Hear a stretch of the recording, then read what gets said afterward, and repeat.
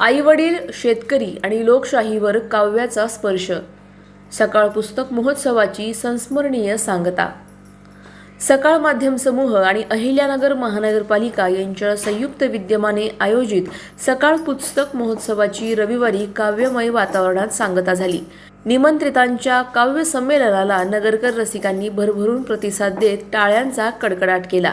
माजी आमदार लहू कानडे, ज्येष्ठ कवी अरुण म्हात्रे, तुकाराम धांडे, संदीप जगताप, भरत दौंडकर आणि अमोल बागुल यांनी आपल्या वैशिष्ट्यपूर्ण शैलीतून जीवनातील विविध पैलू उलगडले.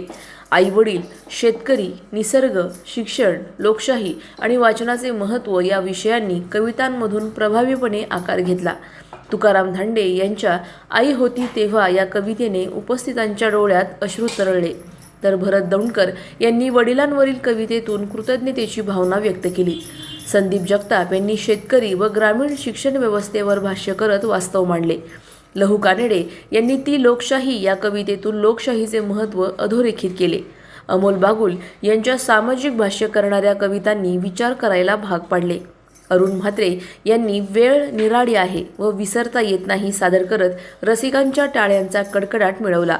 त्यांच्या ओघवत्या सूत्रसंचलनाने आणि चांदणे चाहुले होती, उंच माझा झोका या काव्यरचनेने काव्य संमेलनाचा सुरेल समारोप झाला. नगरमध्ये आल्याचा पहिल्यांदा आनंद व्यक्त करतो. तुम्हा सगळ्यांना बघित त्याचा आनंद व्यक्त करतो. गेल्या वर्षी इथे जे कवी संमेलन झालं ते इतकं नंतर व्हायरल झालं की नंतर कितीतरी महिने मीच ते बघत होतो. पण नगरकरांचं प्रेम जे आहे कवितेवरचं ते मला माहिती आहे आणि हे सगळं शहराकडे मिळत नाही. म्हणजे संदीपच्या मुद्द्यामध्ये हा मुद्दा यायला पाहिजे की जी दाद गावाकडच्या शेतकऱ्याकडून, गावाकडच्या एखाद्या साध्या माणसाकडून मिळते, कारण ती मनापासून आलेली दाद असते, तशी दाद सफिस्टिकेटेड लोकांकडून मिळत नाही. त्याच्यामुळे इथे येऊन कधीतरी एकदा या सगळ्या प्रेक्षकांना सामोरं जावं, त्यांच्या समोर उभं राहावं असं वाटत असतं. आणि मी अनेक खरं तर कविता म्हणत असतो, अनेक लोकांच्या कविता म्हणतो आणि त्या सगळ्या कवितेवरच माझी गुजराण झालेली आहे. एक कविता आहे, फार सुरुवातीची कविता ती मी म्हणून. वाऱ्यावर मन झुलण्याची ती वेळ निराळी होती, ही वेळ निराळी आहे. छातीत फुले फुलण्याची, वाऱ्यावर मन झुलण्याची ती वेळ निराळी होती, ही वेळ निराळी आहे. कशी वेळ आहे आता? काय एक वेळ होती त्यावेळी. डोळ्यात ऋतूंचे पाणी मौनात मिसळते कोणी, डोळ्यात ऋतूंचे पाणी मौनात मिसळते कोणी. वाळूत स्तब्ध राहताना, वाळूत स्तब्ध राहताना लाटेने गैवरण्याची ती वेळ निराळी होती, ही वेळ निराळी आहे. तू वळून हसलीस जेव्हा नक्षत्र निथळले तेव्हा, तू वळून हसलीस जेव्हा नक्षत्र निथळले तेव्हा. मन शहारून मिटण्याची, डोळ्यात चंद्र टिपण्याची ती वेळ निराळी होती, ही वेळ निराळी आहे. ज्या चंद्र कवडशा खाली कुणी साध घातली ओली, ज्या चंद्र कवडशा खाली कुणी साध घातली ओली.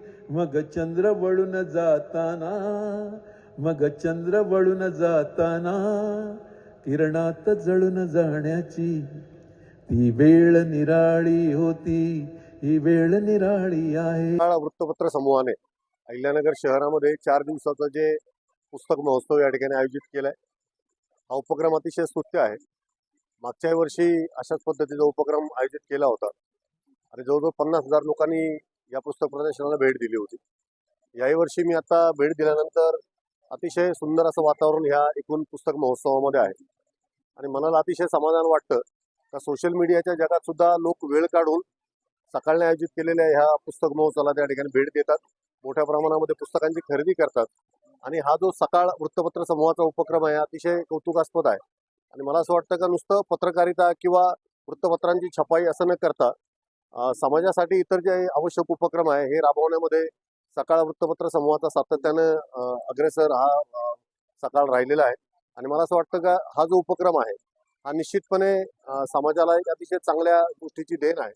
या निमित्तानं जी नवीन पिढी आहे ही वाचनाकडे आकर्षित होणार आहे आणि अतिशय जबाबदार नागरिक तयार करण्यामध्ये या दृष्टीने आपण मार्गक्रमण करणार आहोत. हा जो उपक्रम आयोजित केला याबद्दल मी सकाळच्या सगळ्याच टीमचा अतिशय मनपूर्वक धन्यवाद व्यक्त करतो. जे मोठ्या प्रमाणामध्ये या ठिकाणी वाचक भेट देत आहेत, मी यांचंही अतिशय मनपूर्वक कौतुक करतो. ही परंपरा अशीच सकाळने पुढे चालू ठेवावी अशाही शुभेच्छा या निमित्ताने व्यक्त करतो. धन्यवाद. प्रतिनिधी स्वामी गोसावी, न्यूज 24 घडामोडी, अहिल्यानगर. अशाच बातम्यांचा आढावा घेण्यासाठी आजच आपल्या यूट्यूब चॅनलला सबस्क्राईब करा. बातमी आवडल्यास लाईक करा आणि इतरांपर्यंत शेअर करा.